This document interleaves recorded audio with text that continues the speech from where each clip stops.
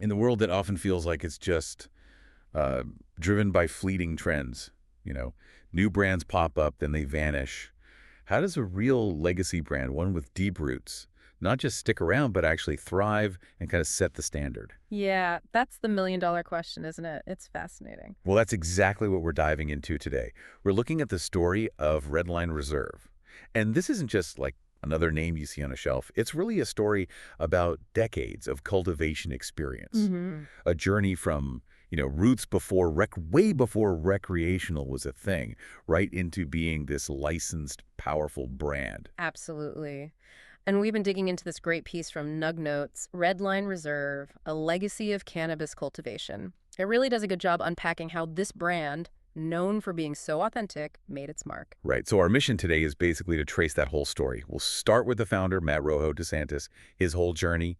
Then we'll get into the key partnerships, how the products built their name, and finally that cultural validation they achieved. Sounds good. You'll basically get a shortcut to understanding how you navigate a really dynamic industry, keep your integrity, and still make a real impact. Yeah, how to stay true while playing the new game. Okay, so let's start at the beginning. The source doesn't kick off with like a corporate mission or anything.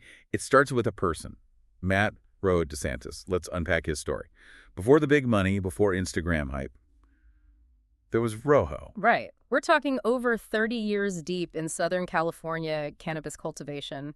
That's practically ancient history in this industry, in the legal sense anyway. It really is. He's seen the whole evolution, basically. Yeah, and what's really fascinating is the range of his experience. The source maps it out. It goes from, the Prop 215 patient gardens way back when. And Prop 215, just for context, that was California's medical cannabis law back in '96, super early days. Exactly. So from those early medical collectives all the way through to consulting on some of LA's biggest, most sophisticated grow facilities today, it wasn't like he just showed up with investor cash. The source calls it a hands-on hustle. A hustle, yeah. Yeah, involving seeds, soil, scale, survival.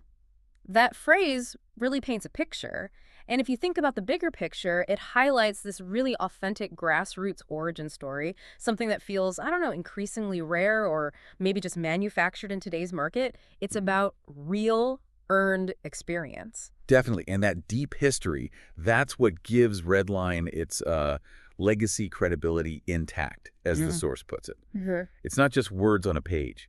It's built on decades of actual work. And that foundation, that credibility, it's just something you can't buy. No amount of marketing cash can just create that overnight. It's a huge barrier for new players trying to seem authentic. So did the source touch on like the challenges of bringing that legacy feel from the underground into the, the licensed world? Because it's a tricky transition. That's a really good point.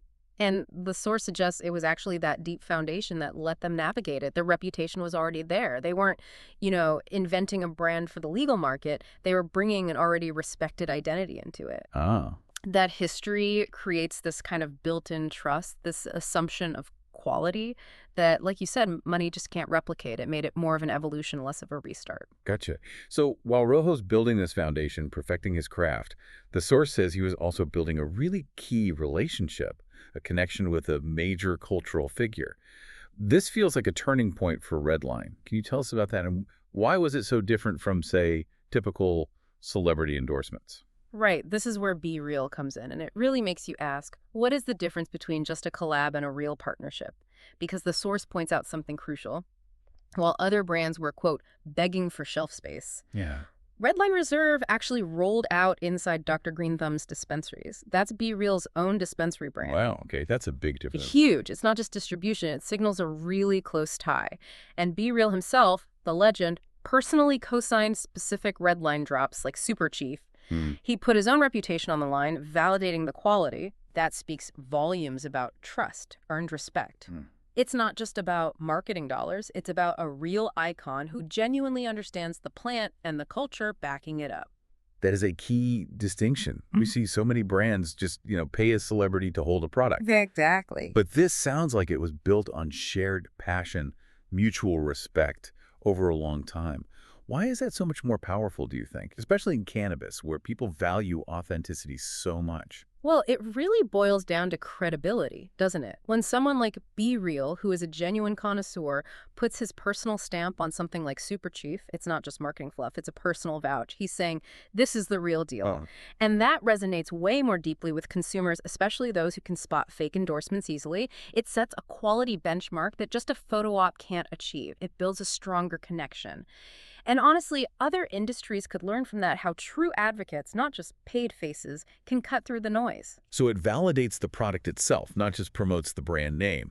And that validation, built over time, that becomes a massive advantage. Precisely. A huge differentiator. Okay, so let's shift to the products themselves, the ones that really cemented Redline's reputation and built their identity.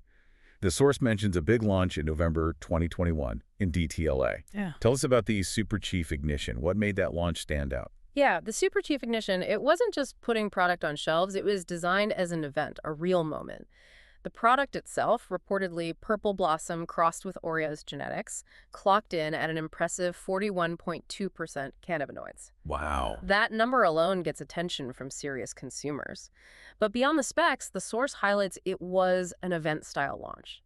There were photos with both Rojo and Be Real there, reinforcing that genuine partnership we were just talking about. Making it visible. Exactly, signaling this was a premium, culturally significant drop, creating an experience, not just selling inventory. And it wasn't a one-off, right? This became kind of their approach. Yeah. That's what the source suggests. It wasn't just about a single drop. It was about, quote, creating moments, not just chasing trends. Just a month later, they did another DTLA takeover. This time with Purple Blossom and Red Dream. Okay. And these were described really specifically, having a candy gas palette, that sought-after mix of sweet and fuel flavors, and being bred for bag appeal. Bag appeal, that's the visual and aromatic wow factor. Exactly. That instant desirability when you see it. These were strains, as the source says, crafted to stand out in a flooded market. It shows a real focus on the whole sensory experience, not just potency numbers. So, putting this all together, what does it tell us about their brand identity? It feels very intentional. The source mentions their logo, the red and black crosshairs. Yeah. How does that fit in? Yeah, that logo quickly became a marker of exotic, limited batch authenticity. The logo isn't just graphics, it acts like a promise, a visual cue for quality and that limited run feel. Right. And this combo distinctive products, strong visual identity, help them stay, as the source puts it, boutique yet accessible. They were consistently in Dr. Greenthumb's stores statewide thanks to that key partnership, but also popped up on select menus elsewhere. It reinforces that idea of being high quality, sought after, but not totally unobtainable. The logo flags that for people who appreciate the craft, kind of an if you know signal. And that reputation for quality genetics, it didn't just attract customers, it also led to some pretty impressive collaborations. Let's talk about the Wonderbrett connection, that Blueberry Purp collab in December 2021. Collaborating with Wonderbrett, that's a pretty big deal in the cannabis world, isn't it? Oh, it's a huge statement. The source is very clear.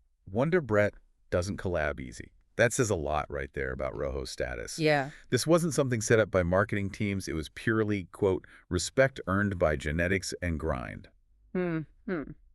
It's really a testament to Rojo's skill and the consistent quality he was putting out. Yeah. That kind of validation comes from your peers at the highest level.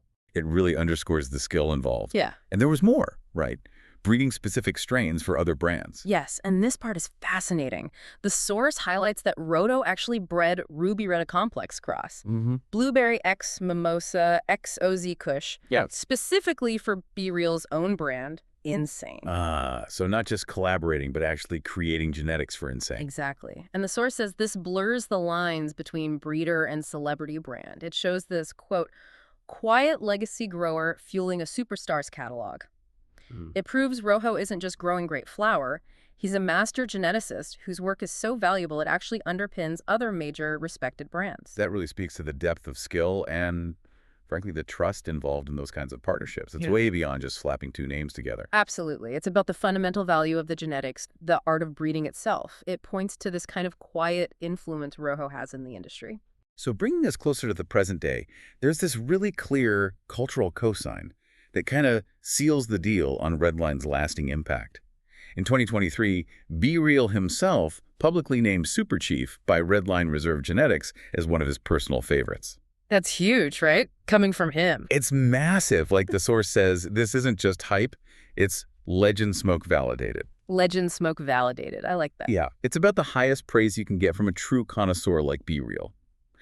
And thinking bigger picture, it just powerfully shows the lasting impact of sticking to quality and building real relationships, especially in an industry that can often feel like it's all about quick wins and flashy trends. Redline Reserve really navigated that transition. They emerged as what the source calls a bridge brand. A bridge brand, connecting the old school and the new school. Exactly. Connecting those authentic pre-legalization roots with a solid licensed market presence. They secured their spot and kept that hard-earned credibility intact. So, given everything we've discussed, Rojo's journey, the partnerships, the impact, what do you think is his biggest, maybe even sort of understated contribution today? Is there a risk that this quiet respect gets drowned out by louder brands? That's a great question, actually, and it touches on what makes Redline so unique. What's really interesting is that, like the source notes, Rojo's name may not flood timelines. He's not out there chasing viral fame. Right. But inside grow rooms and breeder circles, Redline is whispered with respect. That sums up their position perfectly. That quiet influence again. Exactly, and the source ends with this really potent line. The red line you don't cross unless your genetics hold weight. Ooh, powerful. Isn't it? It's not just clever branding, it's like an industry benchmark. It implies that among the real experts, Redline sets a standard. You don't even try to compete on their level unless you're bringing something truly exceptional. They've defined a quality boundary that, frankly, few can cross. Their legacy is secured by expertise, not just volume. So wrapping this up, what does all this mean for you, the listener? We've really seen how Redline Reserve showcases the power of, well, authentic legacy. The strength you get from strategic partnerships built on actual trust and just an unwavering commitment to quality genetics. It really is a kind of blueprint for navigating a tough market without losing your soul, so to speak. Yeah, staying true to your roots. Exactly. You've hopefully gained some insight into how that deep expertise and those real connections create lasting impact and respect. It's definitely more valuable than just knowing a brand name. Much more. So here's something to think about as you go. In any industry that's changing fast, how much weight should we really give the loud, flashy trends, the constant buzz, versus, that quiet, consistent grind that builds a real foundation of undeniable quality and respect? Good question.